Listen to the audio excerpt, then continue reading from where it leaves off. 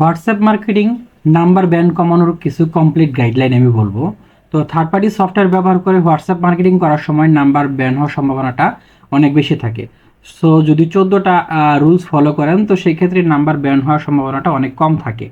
তো আমরা কি কি রুলস এগুলো দেখবো এখন। তো প্রথমত হচ্ছে কাস্টমারের নাম্বার আগে সেভ করে নিতে হবে। তো হোয়াটসঅ্যাপ মার্কেটিং শুরু করার আগে আপনার কাস্টমারের নাম্বার আপনার গুগল কন্ট্যাক্ট লিস্টে সেভ করে নেবেন। এতে করে হোয়াটসঅ্যাপ আপনার নাম্বার বুঝতে পারে যে এটা আপনার পরিচিত নাম্বার, এই জন্য আপনার ব্যান হওয়ার ইস্যুটা অনেক কম থাকে। 2 নম্বর পয়েন্ট হচ্ছে আপনার মেসেজ গ্যাপটা, যেটা তো প্রতিটা মেসেজের জন্য মিনিমাম 40 সেকেন্ড গ্যাপ রাখতে হবে। এতে করে আপনার ন্যাচারাল বোঝাবে এবং স্প্যাম ডিটেক্ট হবে না।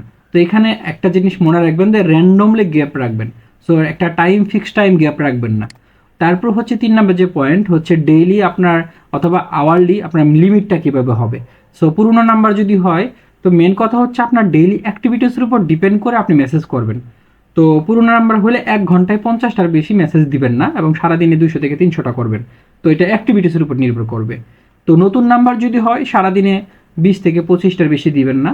তো প্রথমত 15 দিন আপনার ওয়ার্ম আপ করতে হবে এবং আপনার লিমিটেশন মানতে হবে।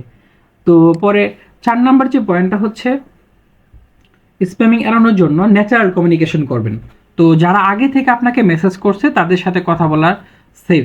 তো অপরিচিত নাম্বারে যখন অতিরিক্ত মেসেজ করবেন তো সেক্ষেত্রে আপনার ব্যান হওয়ার রিস্কটা থাকে বেশি। তো আপনার ডেইলি নর্মাল অ্যাক্টিভিটিস যেমন সে অনুযায়ী মেসেজ করতে হবে। তো 5 নম্বর পয়েন্ট হচ্ছে বাল্ক মেসেজ।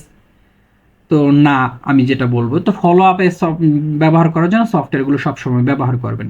তো সব থার্ড পার্টি সফটওয়্যারে ব্যানের আপনার রিস্কের যে কোনো সমস্যা রয়েছে, তাই সফটওয়্যারকে বাল্ক মেসেজ টুলস হিসেবে না দেখে আপনি ফলো আপ টুলস হিসেবে ব্যবহার করবেন। তো যারা আগে মেসেজ করছে তারা ফলো আপের জন্য এই সফটওয়্যার ইউজ করছে। তো 6 নম্বর যে পয়েন্ট, নাম্বার ব্যান হলে কি করবেন। নাম্বার একবার ব্যান হলে সাধারণত 24 ঘন্টার টেম্পোরারি ব্যান হয়ে থাকে। তো অ্যাক্টিভ হওয়ার পর সাথে সাথে মার্কেটিং শুরু করবেন না। সলিউশনের জন্য আপনি 10 থেকে 15 দিন ওয়ার্ম আপ করবেন, পার্সোনাল মেসেজ করবেন। ঠিক আছে, আমরা ওয়ার্ম আপের ভিডিও দিয়েছি, তো ভিডিওগুলো দেখবেন। তো ওয়ার্ম আপ কীভাবে করবেন, 2টা নাম্বার রেখে তাদের মধ্যে নিজেদের মধ্যে মেসেজ করবেন এবং বিভিন্ন রকমের গ্রুপে জয়েন হয়ে থাকবেন, মানে মেইনলি হচ্ছে অ্যাক্টিভিটিস বাড়াবেন। 7 নম্বর পয়েন্ট হচ্ছে নতুন নাম্বারের জন্য আপনার ওয়ার্ম আপ। তো নতুন সিম সরাসরি মার্কেটিং করবেন না। তো মিনিমাম 10 থেকে 15 দিন সময় দিবেন। তো পরিচিত মানুষকে নর্মালি মেসেজ দিবেন। ঠিক আছে, গ্রুপে জয়েন থাকবেন, স্ট্যাটাস আপলোড দিবেন, ভয়েস ভিডিও কল করবেন এবং প্রোফাইল আপনি কমপ্লিটলি ফিল আপ করে রাখবেন। 8 নম্বর হচ্ছে রোটেশন সিস্টেম। তো যদি মেসেজ করেন তো সেই ক্ষেত্রে হচ্ছে রোটেশন সিস্টেম ব্যবহার করবেন, কারণ একটা নাম্বার থেকে অনেকগুলো মেসেজ না পাঠিয়ে আপনি মাল্টিপল নাম্বার রোটেশন করতে পারবেন। ও যেমন 30 জনকে আপনি মেসেজ করবেন, 3টা নাম্বার আপনি অ্যাড করলেন সফটওয়্যারে, তো প্রতিটা নাম্বার থেকে 10টা করে যাবে।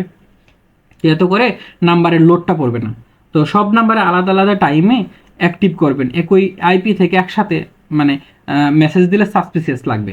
তো এখানে হচ্ছে আপনার ধরেন আপনি 9 নম্বর যে পয়েন্ট, যে গ্রুপ অ্যাড করার যে রিস্কটা, এই জিনিসটা জোর করে কাস্টমারকে যখন গ্রুপে অ্যাড করবেন এটা হাইলি রিস্ক।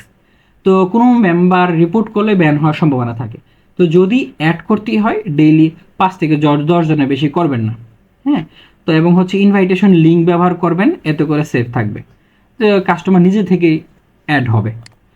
তো 10 নম্বর পয়েন্ট হচ্ছে ইন্টারন্যাশনাল মেসেজ যদি করতে চান তো সেই ক্ষেত্রে হচ্ছে আপনি প্রক্সি ইউজ করবেন। তো ওই দেশে যখন প্রক্সি ইউজ করবেন তো সেটা ভালো, বাট ভিপিএন আপনি ওই সফটওয়্যারের জন্য ইউজ করবেন, ডিরেক্টলি ভিপিএন ইউজ করবেন না, আপনি প্রক্সিটা ইউজ করবেন। তো এতে করে হোয়াটসঅ্যাপ মনে করবে আপনি লোকালি মেসেজ করতেছেন।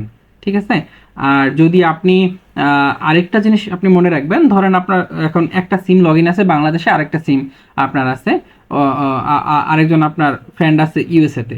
তো এখান থেকে বসে যদি ইউএসএ কানেক্ট দেন তো সেই ক্ষেত্রে কিন্তু স্প্যামিং হয়ে নাম্বার সাথে সাথে ব্যান হবে। তো এই কাজ করবেন না।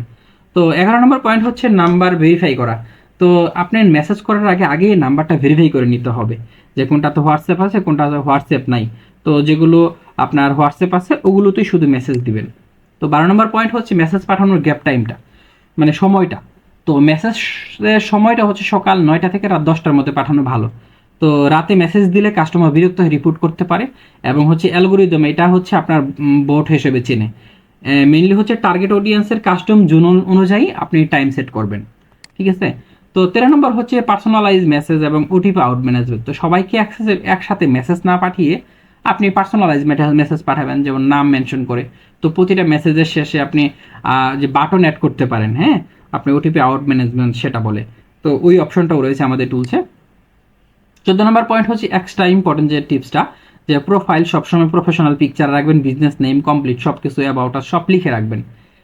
তো এখানে যে জিনিসগুলো লিখবেন না, free, win, click here, 100% guaranteed, হ্যাঁ, এক্সেসিভ ইমোজি, এই জিনিসগুলো রাখবেন না।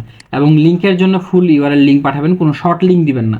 এবং ডিভাইস এবং সেম ওয়াইফাই এগুলো চেষ্টা করবেন। সো সিকিউরিটি আপনার অন করে রাখবেন আপনার হোয়াটসঅ্যাপ নাম্বারে।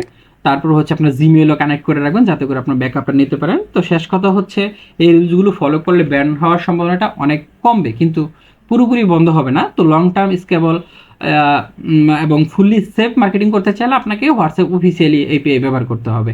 তো ধন্যবাদ।